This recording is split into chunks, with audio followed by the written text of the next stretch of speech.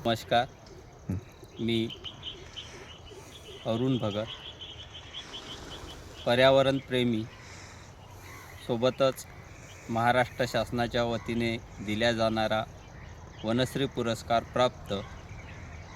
आज आपण पाहत आहे की नाशिक येथे जो काही कुंभमेळा होत आहे, त्या कुंभमेळाव्यासाठी जवळजवळ 18,000 झाडांची तोडणी केल्या जाणार आहे. आणि त्या तोडणीचा जर आपण विचार केला तर खूप मोठ्या प्रमाणात पर्यावरणाची हानी होणार आहे. आणि ही हानी आपण कुठंतरी सामंजस्यपणाने विचार करून थांबवली पाहिजे. आणि त्यासाठी सर्व स्तरातून जे काही प्रयत्न होतील ते आपण सर्वांनी केले पाहिजेत. कारण शासनाने फार मोठ्या प्रमाणात वृक्ष लागवड केलेली आहे, पण लागवड झालेली आहे, पण त्या लागवडीनंतर त्या वृक्षांचं जतन हे कुठंही झालेलं दिसत जतन नाही. आणि संवर्धन अजिबात नसते. कारण त्याच खड्ड्यामध्ये दुसरं झाड दुसऱ्या वर्षी खड्डा लावलं आणि जाते. त्याच खड्ड्यामध्ये कितीतरी वेळेस वृक्ष लागवड होत आहे. आज तुम्हाला ही जी काही वृक्ष लागवड दिसत आहे, या वृक्ष लागवडीची सुरुवात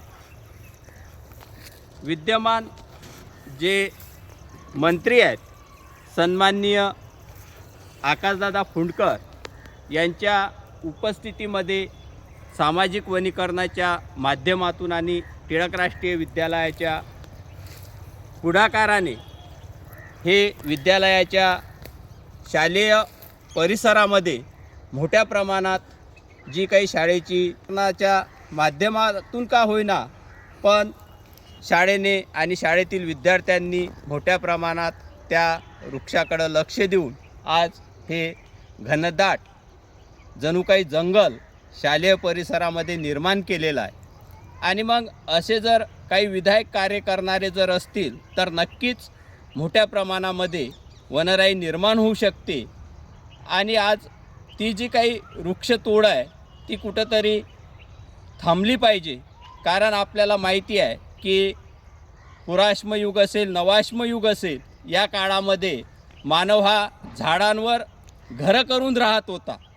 जर आपल्याला असं वाटत असेल की आपल्या साधू संतांसाठी आपल्याला घरं बनवायची आहेत, तर त्या पद्धतीनं सुद्धा कुठंतरी आपण विचार करू शकतो. आणि त्या पद्धतीनं त्यांच्या जी काही राहण्याची व्यवस्था आहे त्या झाडाच्या सान्निध्यामध्ये आपण करू शकतो. कारण आपण आज पाहतो की बरेचसे लोक आपल्या घरामध्ये असलेलं एखादा वृक्ष तोडत नाहीत, तर त्याच्या आजूबाजूला सिमेंटचा स्लॅब टाकतात किंवा टिनाचं जरी बांधकाम असेल तरी ते व्यवस्थित करतात. आणि ते जो काही तो झाड असेल त्या झाडाला वरच्या बाजूला जागा उपलब्ध ठेवतात.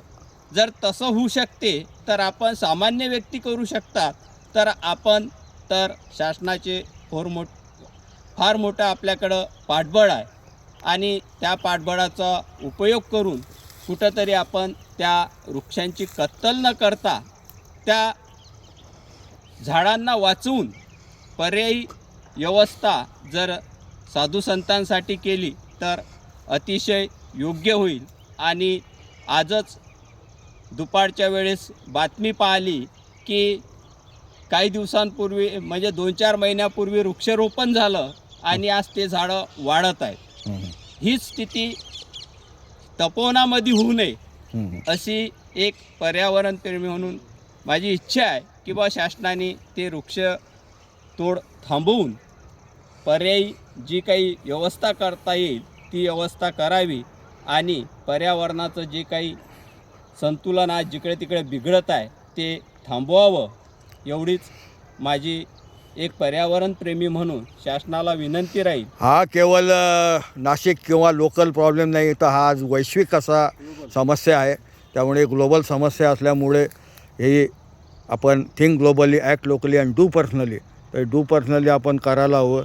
आणि हा जो वृक्षसंहार आहे हा तत्काळ थांबवायला हवा असं आव्हान भगत गुरुजींनी केलेलं आहे. भगत गुरुजींचे अजून एक वैशिष्ट्य असे की ते दरवर्षी हजारो झाडं त्यांच्याकडून फुकटामध्ये ते देतात आणि ते नर्सरी चालवतात.